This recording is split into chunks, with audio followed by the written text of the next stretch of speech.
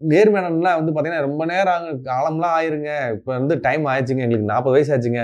இனிமேலு சித்த வைத்தியத்த போயி என்னத்த பண்ணி டக்குனு குழந்தை ஆணுங்க. அதனால தான் பண்றேன்னா, இல்ல.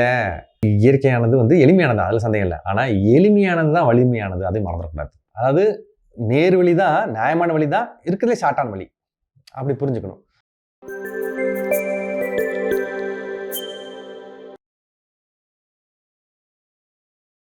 அன்பர்கள் அனைவருக்கும் வணக்கம்.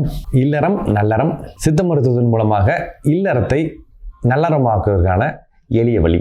என்னடா ட்ரெஸ் எல்லாம் வந்து விசேஷமா இருக்குது அப்படின்னு பார்த்தா, உண்மையிலேயே வந்து விசேஷமான விஷயத்தை தான் பேச போகிறோம்.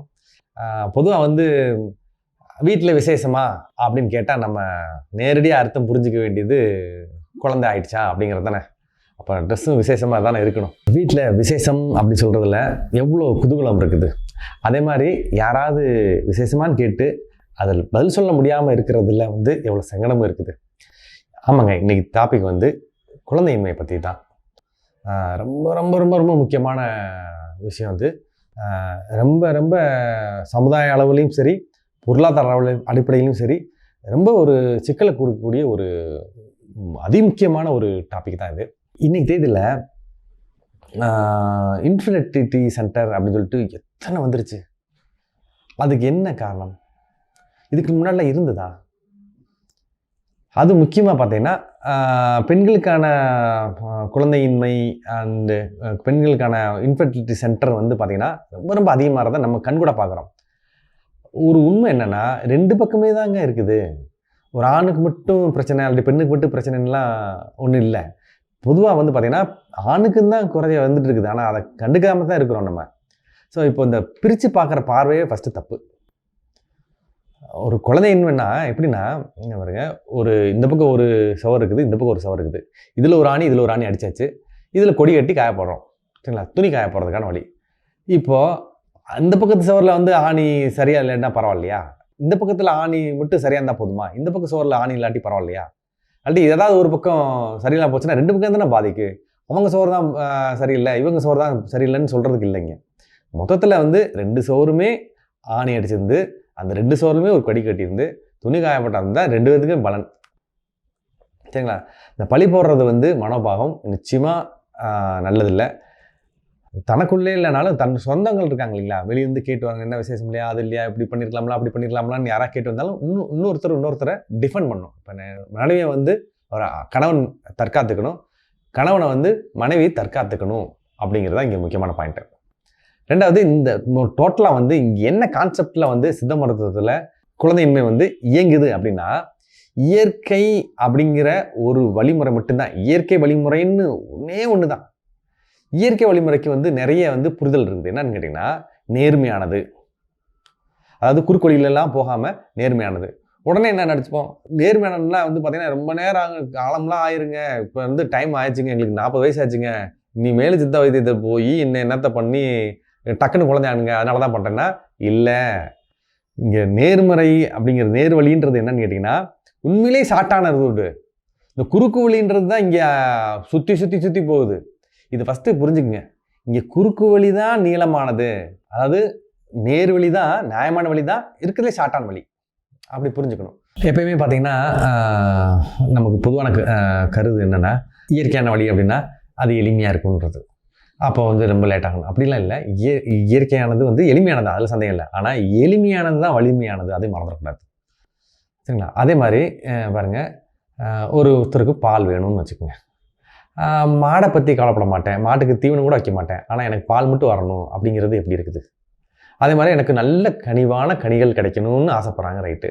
ஆனால் அந்த செடிக்கு தண்ணி ஊற்ற மாட்டேன், இலையை பற்றி கவலைப்பட மாட்டேன், செடியை பற்றி கவலைப்பட மாட்டேன், கிளையை பற்றி கவலைப்பட மாட்டேன், ஆனால் பழம் மட்டும் எனக்கு அப்படியே வந்து விழுந்துடணுன்றது எப்படி இருக்குது? அபத்தமாக இருக்குல்ல? ஸோ அப்போ வேருக்கு தண்ணி ஊற்று, மாட்டுக்கு நல்ல தீவனம் வை, நல்ல மாடு கொழுக்கட்டும், அதன் மூலமாக பால் வந்தே தானே தீரும். மரத்துக்கு தண்ணி ஊற்றினோம்னா, உரமும் வச்சோம்னா பழம் வந்தே தானே தீரணும். நம்ம அங்கே தான் ஆரம்பிக்கணும், அங்கே தான் ஒர்க் பண்ண வேண்டிய இடம் அங்கே தான் நுழைஞ்சு, பழத்தில் மட்டும் இல்லை. இதுதான் இயற்கையோட அருள் கொடை. ரெண்டாவது பார்த்துங்க, ஆரோக்கியத்தெல்லாம் தொலைச்சிட்டு தன்னையே இழந்துட்டு ஒரு வைத்தியம் பண்ணி ஒரு குழந்தை பெற்றுக்கிறது போல் தன்னை மேம்படுத்திக்கிட்டு இன்னமும் நல்லா மேம்படுத்திக்கிட்டு ஒரு குழந்தை பெற்றுட்டா என்ன? அதாவது இந்த இயற்கை என்ன சொல்லி கொடுக்குதுன்னா, இளமையாக இருக்கிறப்ப தான் குழந்தை பெற்றுக்க முடியும்னு சொல்லுது. சரிங்களா? அதை தானே இயற்கையும் கூட, அதான் நியாயமும் கூட. அதாவது எந்த ஒரு ஜீவராசியும் தன்னோட இளமையான பருவத்தில் தான் இனப்பெருக்கம் செய்யுது. சரிங்களா? இப்போது இனப்பெருக்கத்தில் ஒரு கோளாறு வந்துருச்சுன்னா, இங்கே சித்த மருத்துவம் என்ன சொல்லுதுன்னா, அவங்களோட இளமையை இன்னும் கொஞ்சம் அதிகமாக்குது. நல்லா தெரிஞ்சுங்க, இந்த இளமையிலேயே முதுமையாக இருக்கிறவங்க இந்த சிக்கலுக்குள்ள ஆளாகிறாங்க. அது நேரடியாக சொல்ல வர்றது அதுதான். அப்போது நான் இளமையாக தான் இருக்கிறேன்னா, கீழே தள்ளி விட்டால் எதிர்க்கிறது கூட முடியல. அவங்களாம் இளமையாக வயதில் மட்டும்தான் இளமை, வேறு எதுலையுமே இல்லை. தாம்பத்திய நாட்கள் அளவில் கேட்டோம்னா ரொம்ப ரொம்ப கம்மியாக இருக்கும். ஒரு மாதத்துக்கு 1, 2ங்க. என்னென்னா ஸ்ட்ரெஸ்ஸுங்க, அதுங்க இதுங்க ஏதாவது சொல்கிறது, இல்லாட்டி முடியலன்றது, டயர்டாக இருக்குன்றது. ஸோ அப்போது இந்த இளமையாக இருக்கவங்க செய்ய வேண்டியது எதுவுமே செய்யாமல் வயதில் மட்டும் இளமையாக வச்சுக்கிட்டு அது எப்படி இளமை சொல்கிறது? ஸோ அப்போ இந்த இளமையை மீட்டெடுக்கிறது தான் முதல் பழி.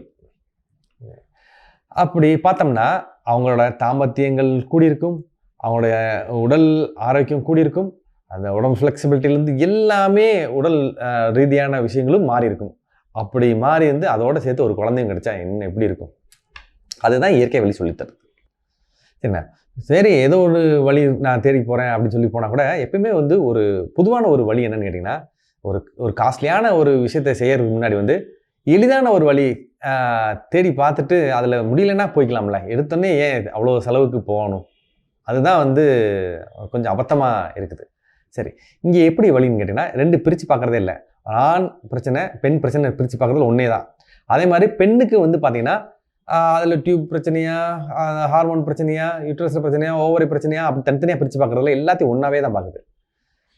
பாருங்கள், ஒரு ஒரு தம்பதி வராங்க, அவங்களுக்கு குழந்தை இல்லைன்னா எடுத்தோன்னே என்ன பண்ணுவோம்னா, ஒரு ஆணுக்கு டெஸ்ட் எடுக்க வேண்டியது.